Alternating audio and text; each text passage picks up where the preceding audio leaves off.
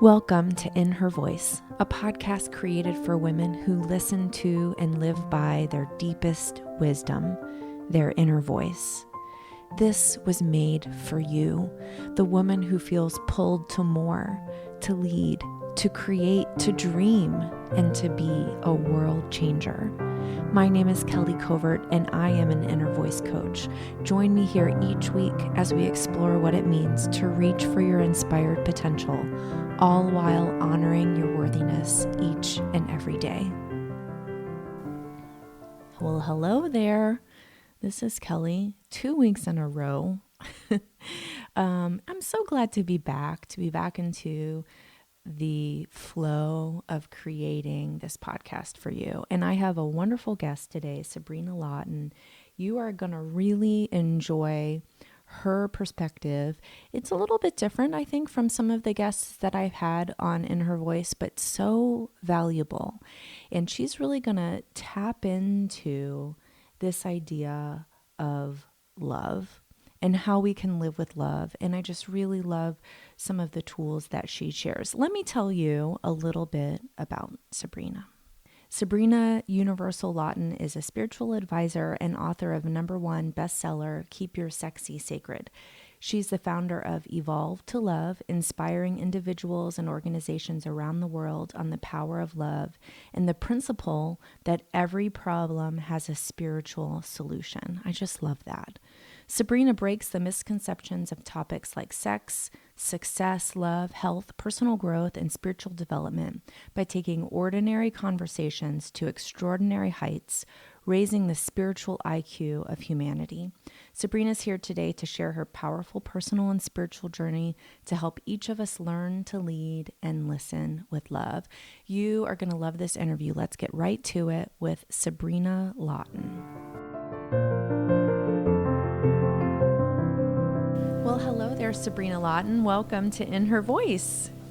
Hello there, Kelly. Thank you so much for having me. Oh, it is my great pleasure. And I'm so excited to talk to you today about spirituality as being the go-to when we find ourselves needing answers. And I think this is such an interesting topic to talk about because I feel in our lives we so often intellectualize problems.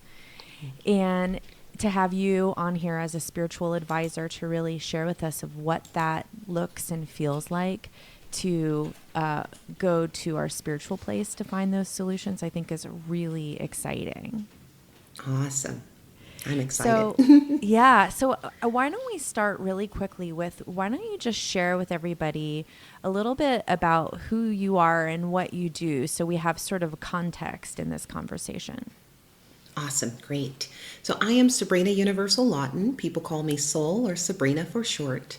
I am the author of 2 books, Keep Your Sexy Sacred, Win the War Between the Flesh and the Spirit, and Each Day a Gift, a 90-day devotion that helps us to focus on making a habit of giving thanks and praise, no matter what our experiences are. So I'm also the founder of my spiritual advising company, Evolve to Love. And I founded this organization in 2013 after having been in corporate America for 16 years. I had an abrupt awakening that jolted me literally out of my past life and into this new life that I was called to.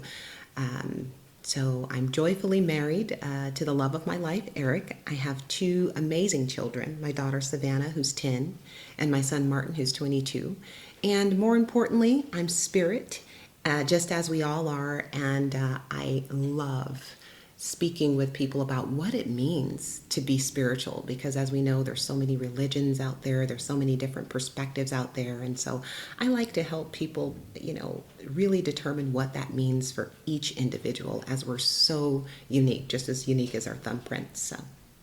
Well, so that is a perfect place to start. What does it mean to be spiritual? I mean, I think everyone probably would have a different answer to that, but if you were giving a universal answer, what would you say?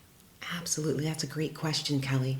I'd say that if we look at the word spiritual itself, and if we were to break it down, what it really says is spirit you all. So I think that word in its very spelling tells us that let's start with a baseline that we are all spirit, which means we are more than the flesh. We're more than matter. We're more than density. We are actually more that which is unseen than that which is seen, which then takes us into, well, if we're spirit, then what are some other words we can use for spirit? Energy comes to mind. We refer to God or vibration. So I think of us being spirit or spiritual as having an understanding that we are beings that go beyond the flesh. And what do you say to people who are dubious of that? And by the way, I will say I don't think very many people who listen to this podcast are. Right. I know my audience pretty well, but I do think that it's just an interesting question and it's an interesting perspective. Absolutely. And you're absolutely right. And you know what I would say to a person who's dubious is I would say, you know what? We all use words. Words are how we communicate. And I would preface by telling, this person that first of all, love is my religion. So I am of no specific religious affiliation. I draw from the wisdom teachings of many faiths that are rooted in love. So the Bible, for example, I refer to that as the basic instructions before leaving earth. I'm also a student of A Course in Miracles. And my religion of origin is actually the Jehovah's Witness religion. So I've traveled through a number of different religions. And as a spiritual advisor, I've worked with many who consider themselves simply spiritual or agnostic. And for the person who might consider themselves atheist, I would say, look, let's look at the word in and of itself. What that word is simply saying is that you are a vibration. How you choose to use your vibration, what frequency you choose to tap into is completely up to you, but that there are universal laws in work. That certainly whatever energies we emit out into the universe, they will come back to us. And we need no religion for those. We need no religion for those things to work. Scientifically, those things are proven. I find this fascinating. And, when we talk about those universal spiritual laws, one of the things that comes up for me is people are inside of those laws having them practiced on them, like gravity. Like we don't see gravity. You can't Right. see it, That's right. but it's there and we all experience it. And likewise, we all experience these universal spiritual laws that we have, in the place that we live, whether or not we acknowledge them. Absolutely. And so Now, what does that mean? What does that mean for us as we move into a place of acknowledging? as we move into a place of acknowledging, I believe the first step is to start with being. There is a scripture that says, be still and know. I And I love think that it's so, scripture. yeah, me too. There's something about being in the silence and the stillness. I think that that's one of the closest places that we can get to that formless space, which we are. And I think oftentimes and I certainly lived most of my life doing this, before I was called by that higher space within myself. We run from that still space, from that silent space, because a lot of the times we're afraid of it because our human experiences are so different or don't give us permission to enjoy, be allowed to feel such immense, abundant love, no matter what we've done and no matter what's been done unto us. Why do you think that is? Why do you think that we are reluctant to give ourselves permission to feel that love?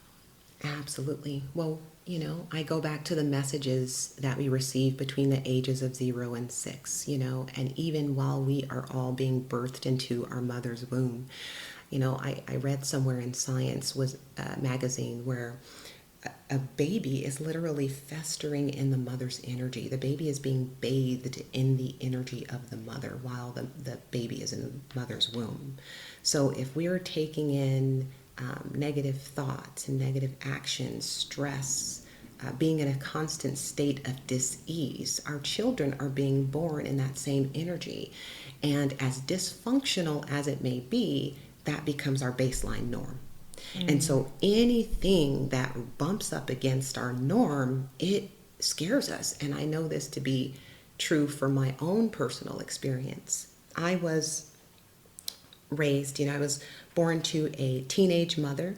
My father was incarcerated in and out of jail from the time I was a child, is still serving a life sentence to this day. I actually had a near-death experience. It was violent, where my mother was forced to marry another man who was not my father. And when I was about 3 months old, I was violently shaken and hit across the skull. I have a large horseshoe scar in the left side of my head from that trauma. And so just imagine me being a baby and having all of the energies of fear and death and just chaos and trauma swirling around my being. And I will tell you, I come from a family where conflict management skills are something that, it was a virtue, that we're working Mm. through. And so with all of that energy, that was a defining moment for me, even though I was 3 months old. Sure.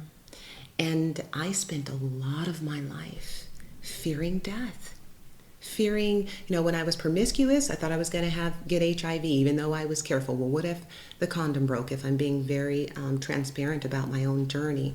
When I came out of walking in the flesh and walking in the spirit, then there was a thoughts within me that said, well, now something else bad is going to happen to you because you've got to pay for who you were before. And I mean, the terrible internal dialogue went on and on and on. And why is that?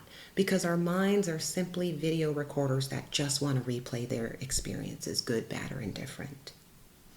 So how do we begin? How did you heal yourself? Yeah. I sat and I got really still. And this is the process that I take a lot of my clients through. And that is, let's walk through your life story.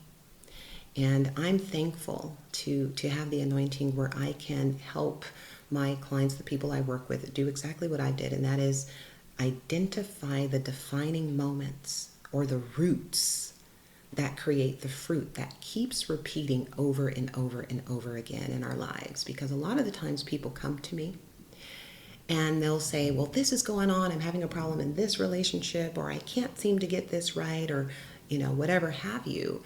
And they continue to talk about the person, the place, or the thing. And I have to remind people that what you're referring to is the fruit.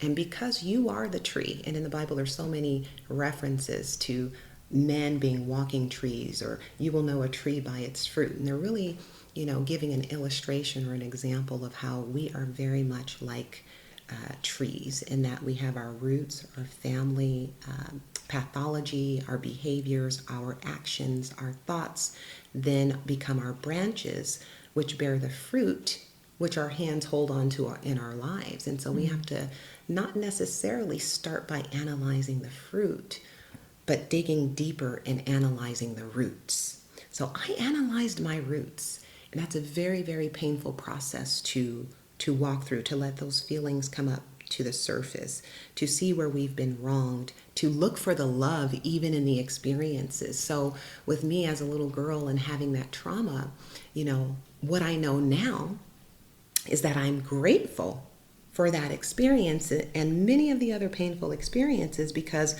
what the universe, God, wants us to see is that we can make our message, and that there is power in our pain when we transmute it. Mm. That's really beautiful. And I think it's also worth saying, when you say that you're grateful for those experiences, that's not you saying that was supposed to happen or Right. that should have happened. Can you talk about that a little bit? Because I think that's a really important distinction for people to hear. Definitely. Awesome. Yes. No, bad things should not happen. But we know that we live in a world where bad things do happen. Unfortunate things do happen.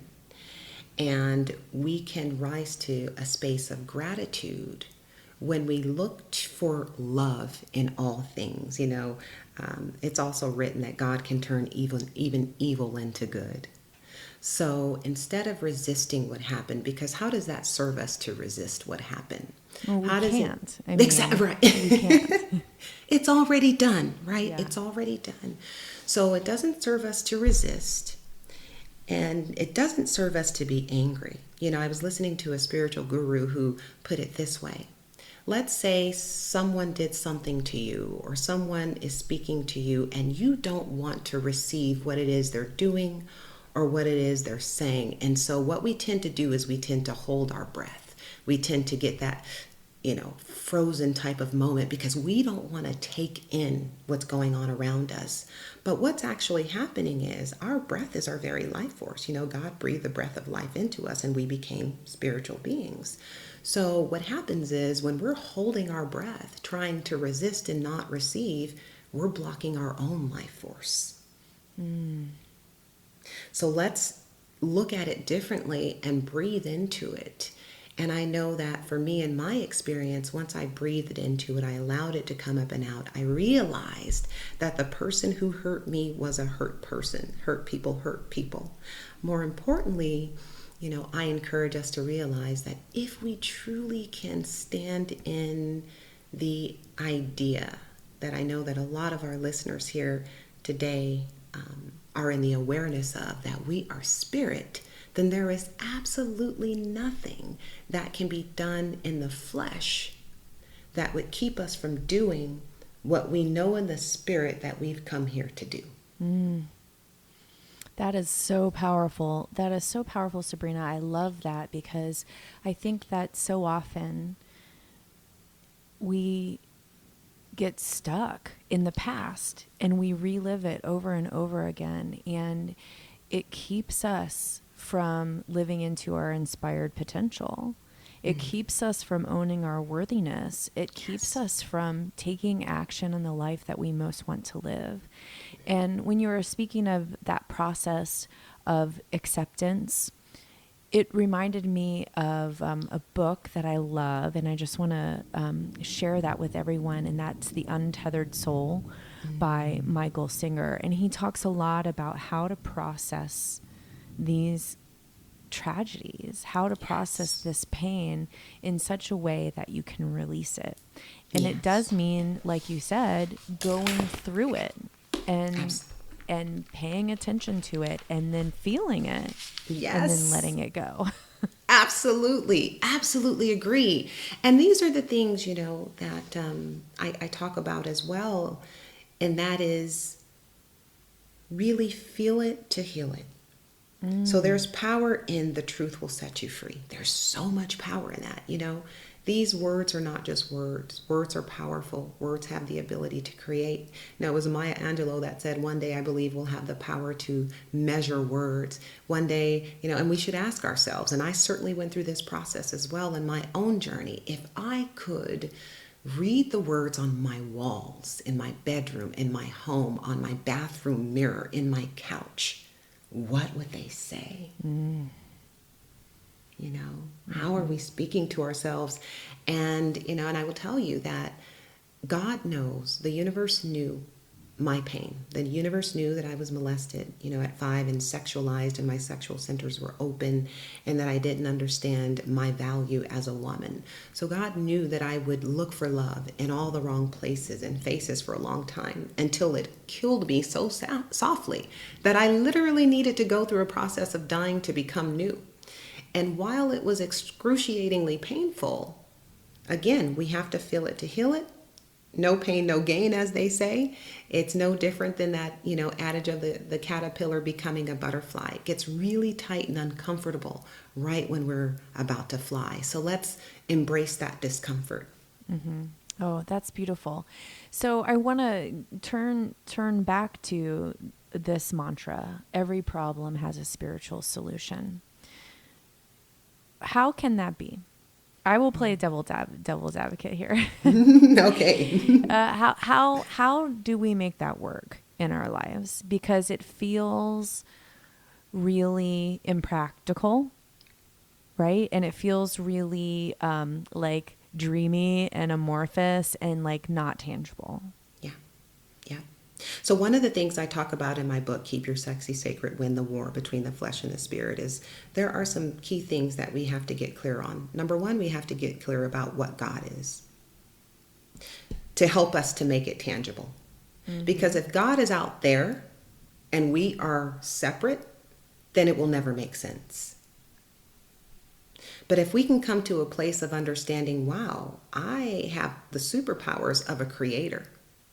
If there's an avatar out there, this is one of the analogies I use in Keep Your Sexy Sacred. If there's an avatar, if I'm my own avatar, so if I'm in the image and likeness of God, and God is out there in the universe and basically created me, and God also lives in me, then what I am seeing in my reality is simply that which is playing on the motion picture screen of my mind.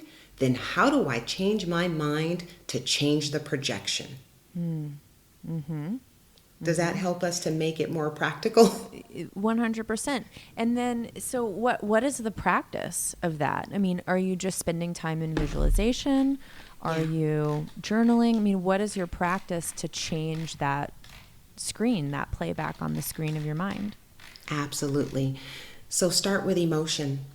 Do an exercise of what are my emotions? Get those jotted down. Just, am I usually sad? Am I usually happy? Am I feeling condemned? What are my emotions? Am I guilty for no reason? And then ask yourself, what's the root? Again, going back to seeing yourself as a tree. What are the roots of my emotions? Because if we look at that word emotion, I believe it was spiritual thought leader Panache Desai that said, emotion is energy in motion. Mm-hmm.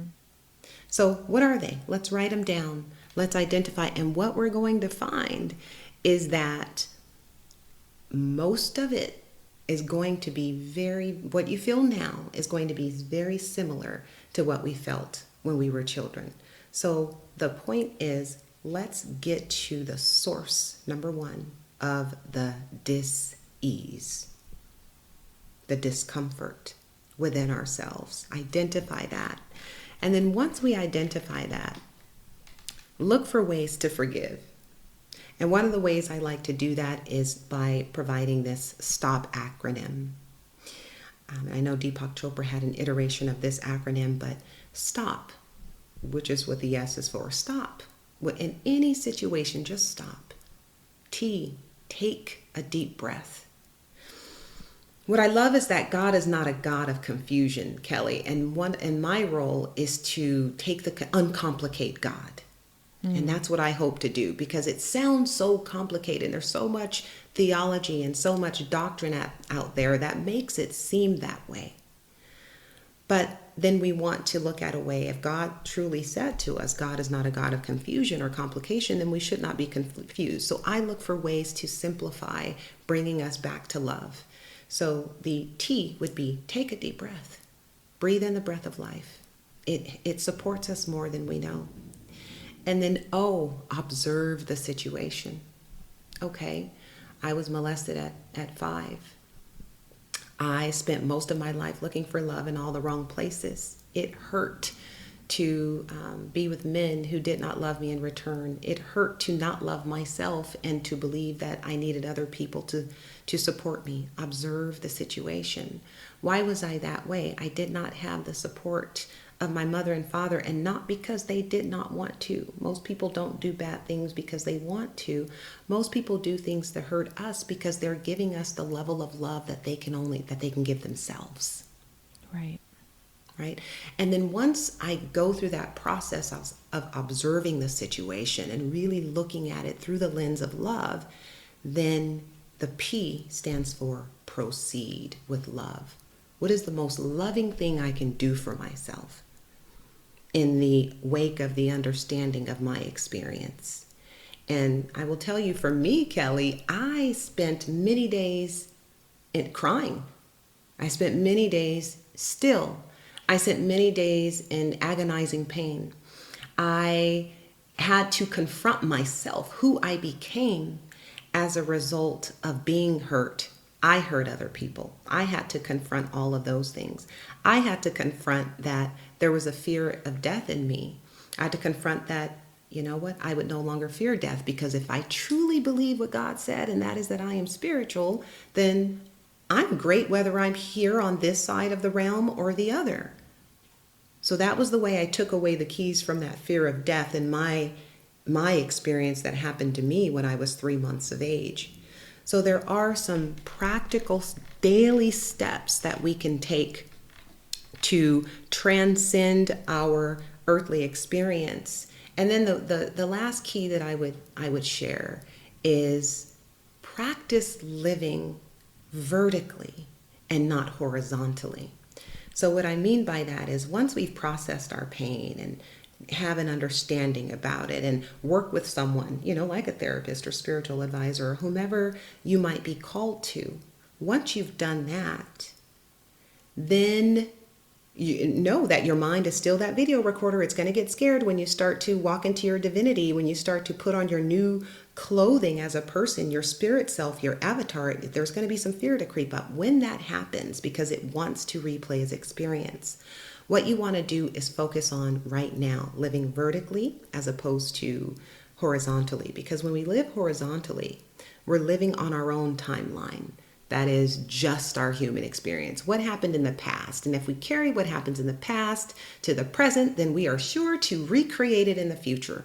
But if we live vertically, which is to always be present, always to be here right now, if we look around in the now and we check the question that our mind's asking of us, we're not being heard in this moment. We're being supported by the universe in this moment, now. And that's where we want to begin from each day. Mm-hmm. And so that becomes the basis for which you present the problems in your life. Yes. Yes. Love it. That's really good. So, so do you feel like this deep healing work is an ongoing piece of your life? Because I know that's kind of a leading question. I know in my life, I think I've healed it. Yeah. And I then hear it you. pops up again. Oh. And so it really becomes a practice of forgiveness. And I find that the more I practice, the less it bothers me when it comes up. Yes, exactly. It is always going to be a practice until the day we take our last breath, right? We're always going to challenge ourselves. It's like a game of chess, when we get to one level, we want to challenge to get to the next and so on. And that, is what we call the game of life, if you will. And so I do stay in a constant state of observation without condemnation, Yeah. of myself and of others. We can observe things, but we don't have to condemn them. We don't have to judge them. We can just look at what is and then ask ourselves, how can I use this mess for a message or to serve a higher good? So you know what? Being sexualized for me helped me to create a whole organization and ministry around having women to helping women recognize what it really means to be sacred and sexy. And the most sexy parts of you are the most sacred parts of you. But I would never know that had I not kept my sexy sacred for a long time. So sometimes these experiences are our best teachers to prepare us for the exact things that we've been called in life to do. Isn't that something? Amazing. I mean, that we've been given the ability to shift the mindset, to shift the perspective so strongly that we can use what could have killed us to become our greatest strength.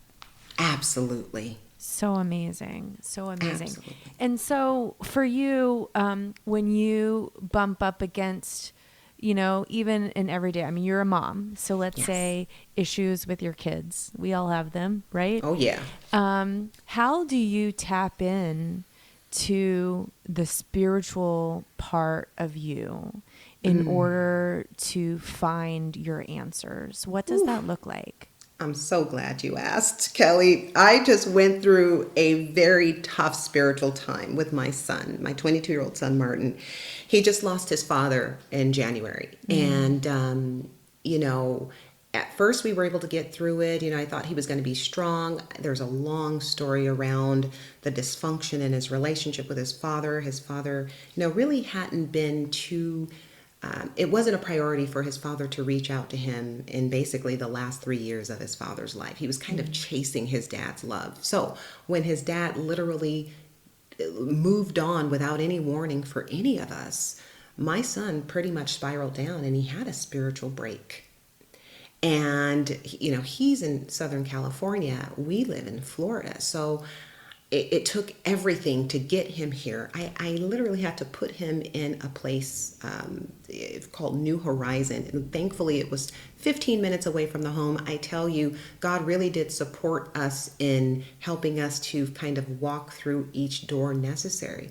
But there was a time, he has a 10-year-old sister, and she could not bear witness to what was going on with him emotionally. So I knew that there was a point with all my mothering and all of my love and all of my nurturing that God said to me that I had to allow, no matter what it looked like, and it reared its ugly head, all of that suppressed pain, that emotional energy that had been suppressed and lodged and stuck into my son through the divorce, through what happened after the divorce, through all of that, my role in it, all of it, that I had to allow that to come up and out, that I had to trust that just as I have the Holy Spirit in me, my own avatar, whatever you want to call it, God in me, that my son had God in him too. And that superseded my role or title in this human realm as mother. It wasn't until I completely released my son to his own devices that he actually had a breakthrough. He healed long story short, and a lot of his story and is in Keep Your Sexy Sacred, but long story short, he ended up changing his last name to Free legally, which is beautiful, it was a one-letter change now that his dad has passed on. He's actually the last boy in the bloodline. So there were definitely spiritual warfare. The Bible says this is not a war of flesh and blood, but spirits and principality. So we acknowledge that what he was dealing with was greater than him, and that he had this great opportunity to transcend some pain, something that had been following or traveling through bloodline. That's why suicides also run in families, etc. That's why it's so important to look at the root of our dis-ease rather than focus on the fruit, because until we address the root, we're going to continue to bear that same kind of fruit. It might look like a different person, place, or thing. Nevertheless, the feeling ultimately will be the same. So the short of it is that my son is doing wonderful. He's Good. better than he was before the fall. And as a mother, I had to die to the title for a moment. Well, I'm glad that he's doing well, and I'm glad that you were able to see the power of the spiritual solution in that moment. And, what's super interesting to me as someone who so strongly believes that each and every one of us have a deep inner voice that is the wisdom that we need. And I do believe that voice is divine.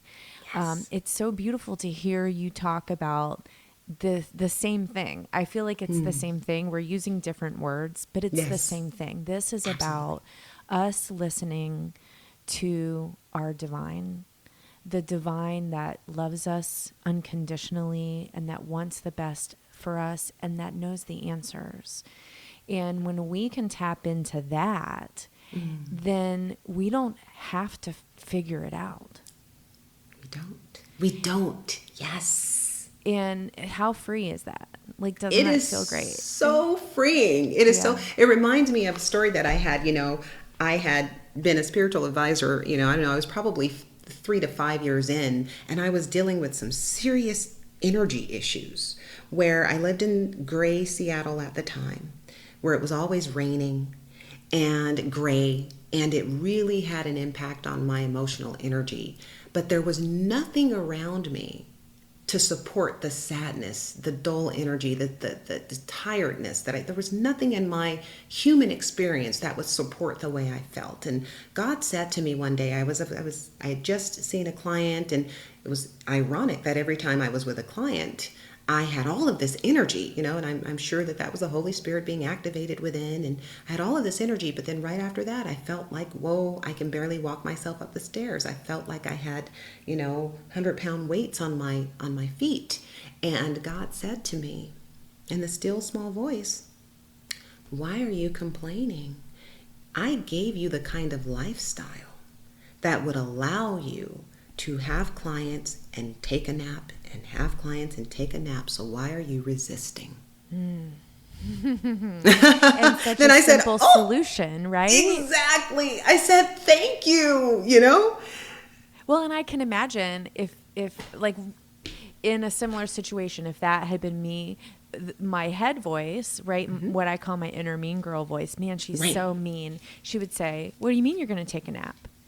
Yep. That's a lazy thing to do. You And got it. all of that, that, like you say, the videotape of your mind, like it kicks in, and all of the things that people said to you when you were growing up about Right. being lazy and Right. about not working hard come back to you. And what a simple and beautiful solution, right? Just Absolutely. honor what you're feeling. Honor what we're feeling. And you bring up the point that I want to make, and that is that scientists have already proven that 98% of the thoughts we think they never come true. So what a waste of energy, number one, right? That we engage in.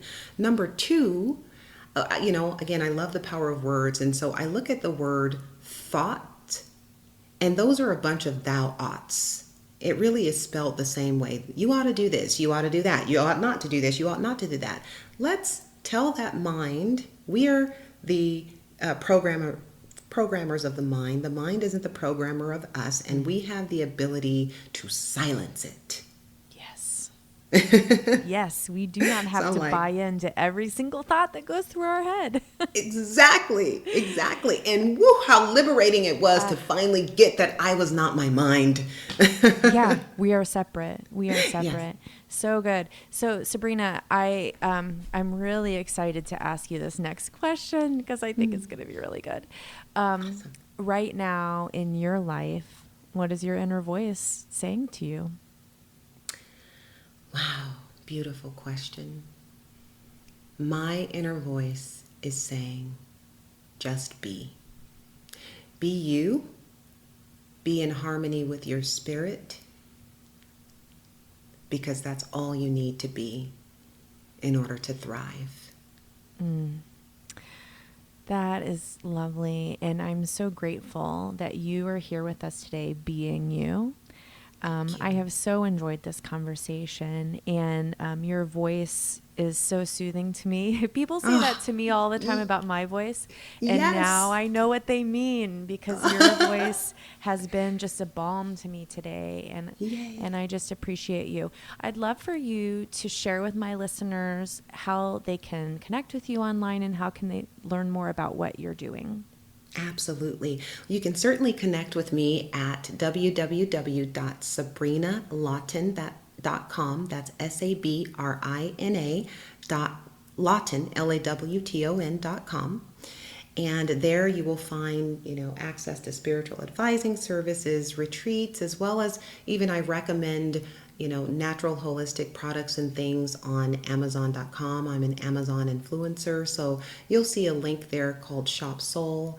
So there's many ways to stay connected. I would love for you to subscribe so that you can hear more about, what I have upcoming, and, stay tuned and connected, in love.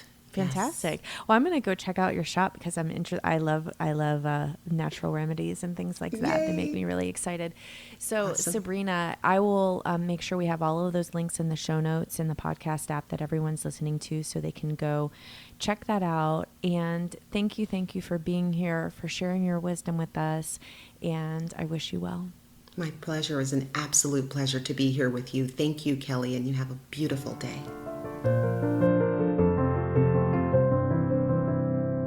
Oh, wasn't that great? I just love what she had to say about living vertically. That's really powerful, I think. Live vertically, be present, be here, check the question. Don't go forward into the future. Don't go into the past backwards, but just be here. And in doing that, you can still use your wisdom, right? You can still tap into your inner voice, but it's a vertical moment. It doesn't go forward or backward. It's right here, right now. And what a great way to be stepping into January, to be approaching the things that come up in our lives with a tool that can really help us. So anyway, I want you to know that I love you guys. I'm so grateful that you're here, that you are sharing with me the lessons that you're learning in these episodes. And I want to hear from you. Let me know what's going on in your life. Let me know what you're focused on this year in 2020. What are your intentions? How are you going to show up in the world this year? Because I want you to know the world needs you. The world needs you showing up as you, not as me, not as anybody else, but as you. Remember that question I shared last week? How can I do it? Don't ask, how does she do it? Ask, how do I do it? I love that so much. Remember, we need you. You are worthy.